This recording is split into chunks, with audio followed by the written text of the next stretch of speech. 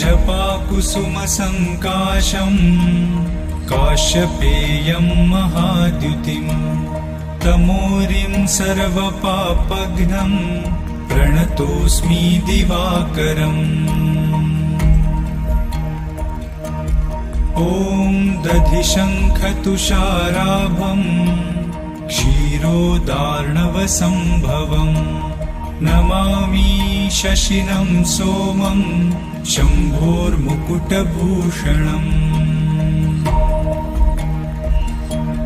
ॐ धरणीगर्भसम्भूतं विद्युत्कान्तिसमप्रभम् कुमारं शक्तिहस्तं च मङ्गलं प्रणमाम्यहम्।